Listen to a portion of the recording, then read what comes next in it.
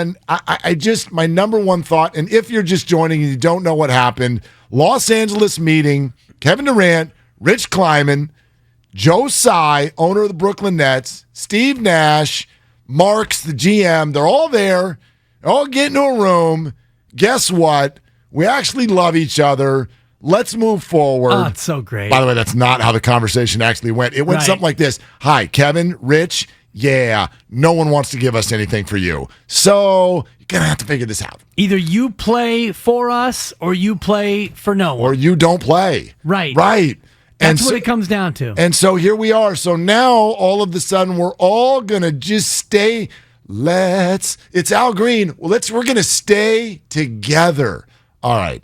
Great. Here we go again. It's more like I'm Huey Lewis in the News. I'm happy to be stuck with you than it is let's stay together, because he doesn't want to be there. They don't really want him to be there. But you're right. They couldn't get anything for him. He has to play basketball. He's got a basketball Jones. So guess what, KD? You're a Nets, and you're always going to be a Nets. You're a Nets. I love it's another log on the fire for Kevin Durant and the story of what he wants and where's he going to go next and what's the right thing for him. And it's interesting. You know, we were just talking to the guys a few minutes ago, Bonte and Joe earlier calling it the worst free agent decision that anyone has ever made in the history of sports. I get where he's coming from on that. I sort of always look at those things differently. Like, he's a free agent, which means he gets to go do whatever the hell makes him happy. So it's not just about, but you could have this or you could have that. For years, and Spadone, you'll know this, like, still to this day, a Laker fan will be like, damn it, Shaq and Kobe, you could have, and then fill in the blank. But they didn't want to. They didn't like each other. They didn't like playing. They like each other then after they retired. Kobe. But they, like Shaq Tell me how my feet taste. Shaq was one of the great speeches at Kobe's memorial. So it turned, but at the time they couldn't stand the sight of one another anymore, and maybe that was the case with Kevin Durant and Draymond Green a few years ago. And Steve Kerr. We're never really going to know everything that went into that. So if that makes you happy, then great, dude. Then it was a great move. But here's the thing. I look at it through our lens, not his. I couldn't really give a rip what Kevin Durant wants to do with his life. That's his life. Our life was, we're Warrior fans. What are we watching? What are we hoping for? What are we rooting for? And at the time, we're like, damn, really? I can't believe he's leaving this. He's leaving basketball heaven, but okay. And he did, and we thought we were kind of up a creek. And it turns out we weren't. Right. And thank God he left. Yeah. Look at what's happened. And it's happened to his legacy, too, because if his career ends without another championship, then the Warriors can say, well, we got 2 with, and we got 2 without, and KD got 2 with and 0 without. So we always talk about who wins the breakup, and right now the Warriors have won the breakup. Belichick and Brady, who won the breakup? Tom Brady won the breakup. Yeah. He went to Tampa Just Bay. A little. He won a Super Bowl, and now Bill, we're on to Cincinnati, and I've got Mac Jones, and until he wins another one without Tom Brady, and by the way, I don't think he wins another one without Tom Brady. I don't even think he's going to win another division without Tom Brady. Well, I don't know if he'll win another playoff game without Tom Brady. And so that breakup, Tom Brady won, and it looks like he's going to win it. And Kevin Durant, you're in Brooklyn, and you're in Brooklyn to stay for now. Unless you win another championship somewhere else, you lose the breakup, No, KD. Even if he wins another one, the Warrior fan won the breakup. Think of the relationships we now have that we would not have had. We would not have had. Right. We would not have had Andrew Wiggins. Kuminga. We would not have had Kuminga. We would not have had Jordan Poole.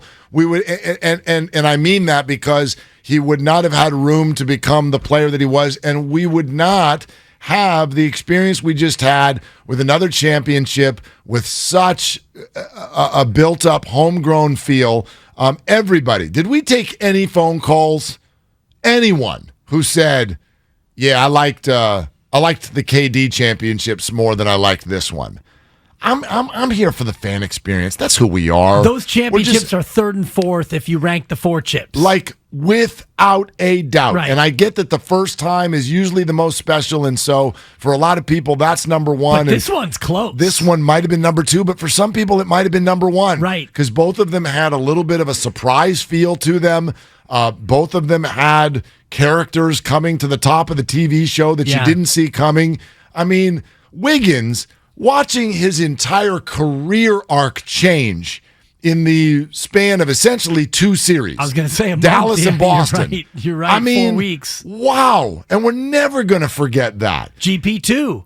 GP2. Forever a Warrior favorite. Absolutely. And then maybe the most important of all. Truly? Well, truly. We truly appreciate your time here, GP. But maybe the most important of all, the greatest athlete in the history of this city, and I apologize, Joe, but the greatest athlete in the history of this it's Steph. The greatest athlete with the biggest mark in the history of this city at this hour is Steph Curry. And all Warrior fans, somewhere deep in their gut, even though we knew you never can slander Steph in any way in this town. So we knew about his greatness. But even we, as a city, still had that little, just that Jones, that wanting, that unfulfilled fantasy of Steph Curry without Kevin. Can you somehow get the debate shows to stop ripping him and diminishing him? And so for that meant so much to him. He started to cry. That meant something to all of us. We don't get that if Kevin doesn't leave. So thanks. Yeah. That was my thought today. I'm so glad he left. I love him, but I'm so glad he left. And I'm so glad that he is going to be stuck in Brooklyn because I'm not of the same mind as so many Warrior fans. I was happy Kevin Durant was here and happy that he helped deliver 2 championships, but off you go, KD, and enjoy life in your own personal Babylon because you're basically in oblivion now, whether or not you do anything in Brooklyn. If you don't win in Brooklyn, you're going to look to get out of Brooklyn again, and you're going to wind up in another city, and it's not going to work out there, and you're going to move on to another city. Kevin Durant has played for 1, 2, 3 organizations, 4 if you count Seattle. Right. I would put the over-under on his eventual number of teams at probably 6. Oh, I'll take the under there. But if you put it at 4.5, I'll take the over. He's going to be in Brooklyn he won't play out this contract in Brooklyn. Well, who knows? Do you think he'll play 3 more years in Brooklyn? I mean, 4 more years in Brooklyn? Who knows? No chance. I mean, why not? Because they're going to go, let's say they're 20-18, headed toward the All-Star break. He's going to, again, beat the drum. You think they'll trade him this year? So, yes. Well, here's why. How long until he asks to be traded again? I mean, come on. After this whole experience, I think, again... Do you think he comes back to Brooklyn happy now? No. Oh, we had this meeting with Sean. I now love Jason Kidd as my coach, and Sean Marks as a GM. I'm all in on these guys. No, of course not. Chance. No, I told you a few minutes ago that this was not a kumbaya meeting. This was a we can't trade you meeting. First sign of any adversity, he wants out again. Yeah, but the longer this goes, the more untradeable he becomes. That's why if you are going to go through this year, which I now believe they will after this experience, now he doesn't become easier to trade as he goes. He becomes harder.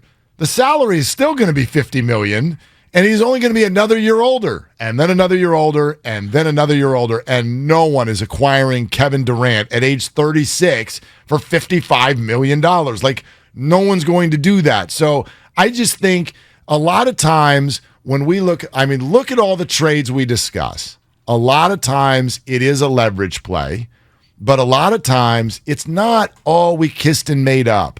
It's, we can't trade you, Jimmy.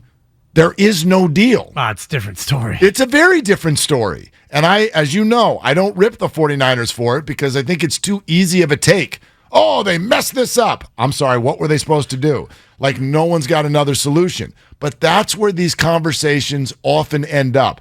Debo's different. I guarantee you there were a bunch of suitors there. Of course. But the 49ers were like, no, we want you.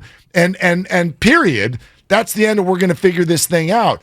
But this one came down to, I'm very confident, there was no deal to be had. 192 million over the next 4 years. So 42.9 this year, 46.4 the next.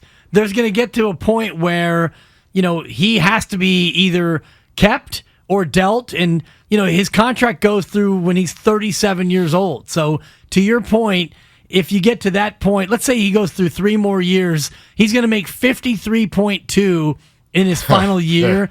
That might be one of those deals where the only reason someone you would trade him and you buy him out, expiring. Exactly. And that's why I do give him. I'm thinking maybe one more team.